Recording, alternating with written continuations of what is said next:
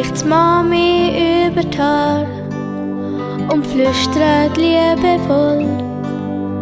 Sag mir jetzt, was hast du gemacht den ganzen Tag?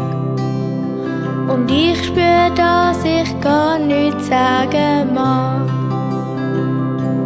Ich brauch jemanden auf der Welt,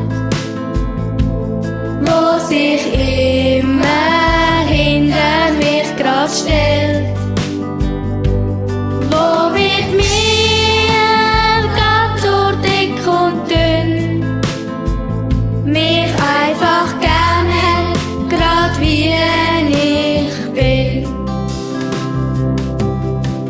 Und es rollen Tränen übers ganze Gesicht.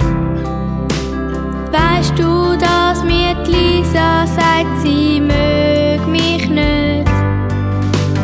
Sie wird nie mehr meine Freundin sein und ladet mich nicht zum Geburtstag ein.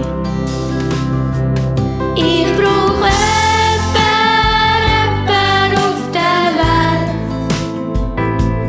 wo sich immer hinter mich grad stellt, wo mit mir grad so dick und dünn mich einfach gern hat, grad wie ich bin.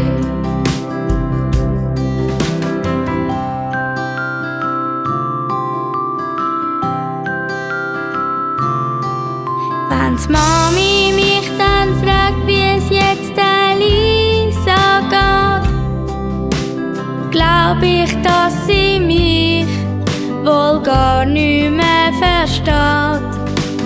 Dann fallen mir plötzlich viele Wörter ein.